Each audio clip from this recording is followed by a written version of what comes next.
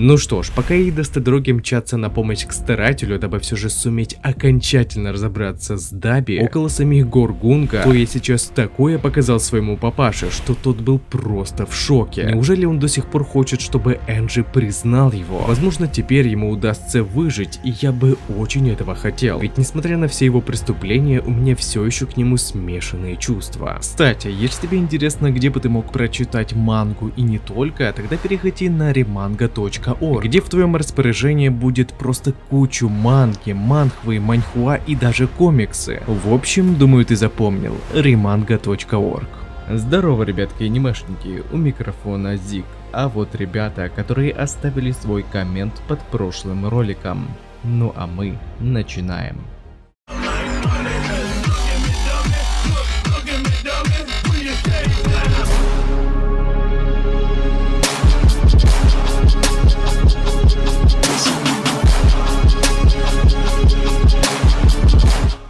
Итак, на связи 387 глава манги Геройской Академии. Переводил я ее сам, и так как я не профессионал, а любитель, могут быть ошибки. Еще извиняюсь сильно за свой прокуренный голос, так как я заболел. Сражение старателей и Даби сейчас было в самом разгаре. То я в прямом смысле пылал яростью. Жар был настолько чудовищный, что даже просто рядом стоять было невыносимо трудно. Я не говорю уже о героях, причуды которых просто невозможно нормально использовать в условиях адской температуры и истощаемым пламенем одним из сыновей семьи Тодороки. Так и еще, после того как старатель получил информацию о том, что Даби накапливает жар, чтобы сотворить просто чудовищный взрыв, Энджи постал перед сложной задачей. Ему нужно было как можно дальше увести своего сына, иначе последствия от применения его силы будут ужасающими. Пострадают не только эвакуационные блоки с людьми, находящимися под землей, но и герои на поверхности, которые сейчас всеми силами пытаются сдержать бесконечное нашествие копий Твайса. Но сложность была не только в том, чтобы как-то увести отсюда Даби.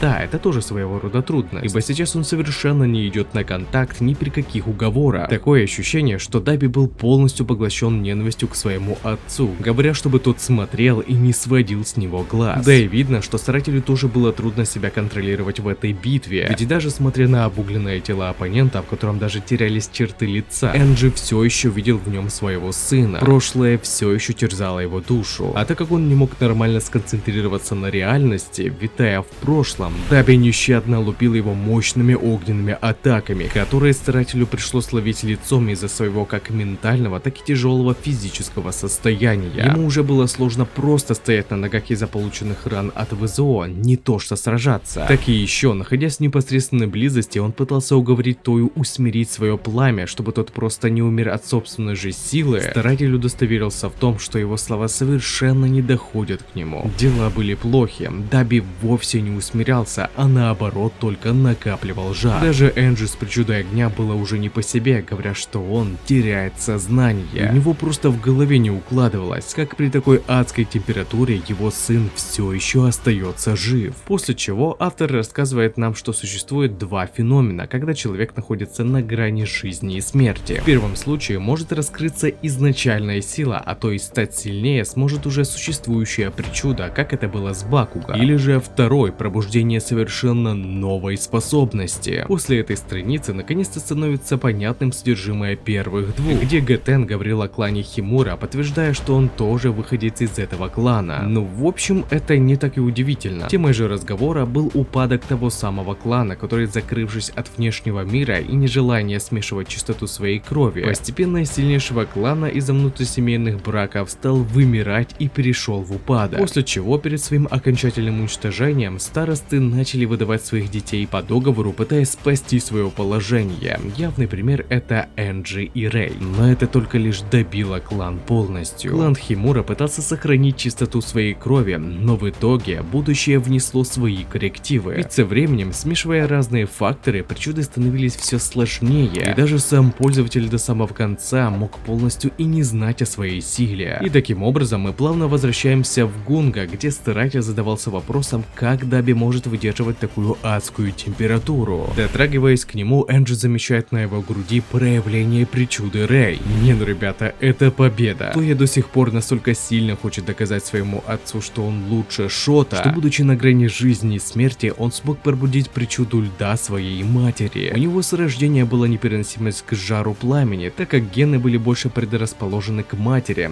но по иронии судьбы появилась причуда именно огня. Так что может теперь у него есть шанс выжить? Как вы считаете?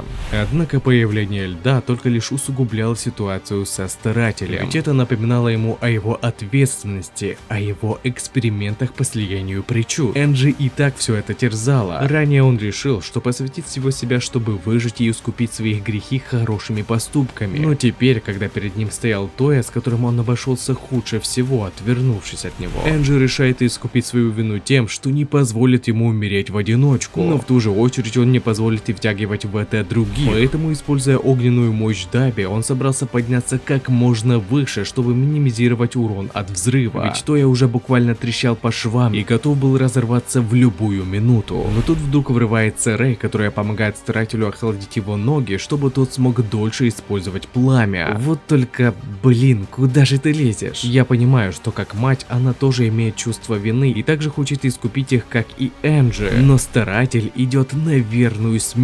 Только не говори мне, что ты собралась идти туда же и оставить своих детей ни с кем. Не, ну вы только посмотрите, как сильно начало обгорать ее тело. А ведь даже старатель говорил, что пламя Даби было настолько жгучим, что его было достаточно, чтобы испепелить и его самого. Ох-ох-ох, вы же не хотите сказать, что оба родителя сразу решили уйти на тот свет? Я вообще-то хочу, чтобы Тоя выжил, а тут вообще жесть какая-то происходит. Теперь же давайте немного проясню ситуацию для тех, кто не понимает, с чего это вдруг я взял героику на этот канал. Ну, во-первых, это не первое видео по данному тайтлу, и даже было несколько разборов глав, но тогда я не стал брать МГА на постоянку, так как я просто не смог вместить ее в свое расписание. И мне не хотелось затрагивать главы, если у меня будет выходить, например, 386 глава, когда все вовсю уже обсуждают следующую. Но так как я не бросал изучать тайтл для себя, и теперь клевер немного сдвинулся на день раньше, у меня получится немного уделять внимание и героике. Мне самому очень нравится МГА, а то, что Хорикуши с каждой главой все больше ужесточает тона повествования, это лишь только сильнее разогревает мой интерес. К тому же люди часто пишут, чтобы я взял героику на канал, так что чего бы и нет.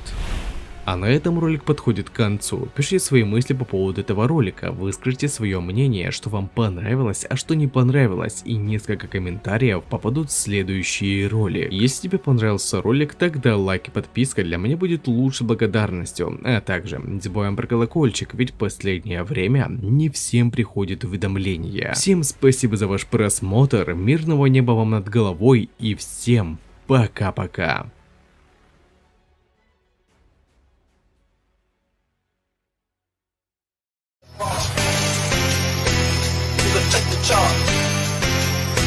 Look at my passion ball. Check the chart. I'm stepping, what the fuck? Look at my passion ball.